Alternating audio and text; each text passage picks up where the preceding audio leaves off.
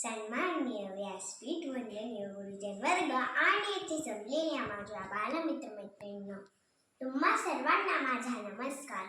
आज 1 ऑगस्ट लोकमान्य टिळकांची पुण्यतिथी. प्रथम लोकमान्य टिळकांच्या स्मृतीस माझे विनम्र अभिवादन करते आणि मी माझ्या छोट्याशा भाषणाला सुरुवात करते.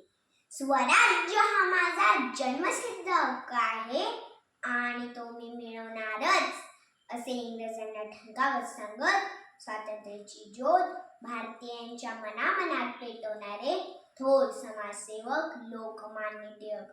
लोकमान्य टिळकांचा जन्म 23 जुलै 1856 रोजी रत्नागिरी येथे झाला.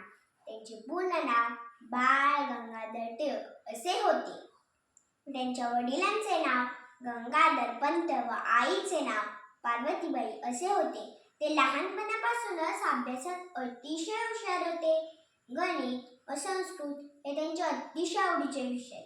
बाळाचे पाय पाळण्यात दिसतात याच उक्तीप्रमाणे लहानपणापासूनच टिळकांना अन्यायाविरुद्ध जीड होती. टिळकांना व्यायामाची व खेळाची खूप आवड होती. ते त्यांच्या मित्रांसोबत कुस्तीसारखे खेळ खेळायचे, म्हणून त्यांची तब्येत ठणठणीत असायची. भारताच्या स्वातंत्र्य लढ्यात त्यांनी भाग घेतला. केसरी व मराठा ही 2 वृत्तपत्रे सुरू केली. वृत्तपत्रांच्या माध्यमातून त्यांनी इंग्रजांना चांगलेच धारेवर धरले.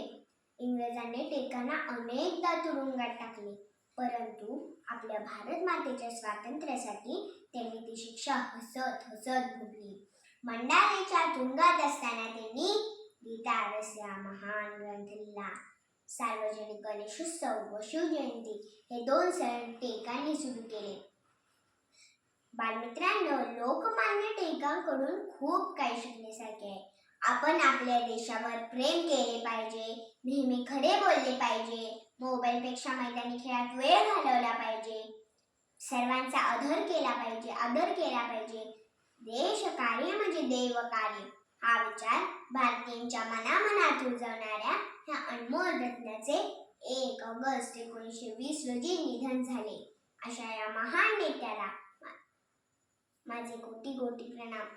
भारत मातेच्या स्वातंत्र्यासाठी आपले सर्वस्व बहाल करणाऱ्या ह्या आदर्श व महान नेत्याला माझे कोटी कोटी प्रणाम. जय हिंद, जय महाराष्ट्र, वंदे मातरम.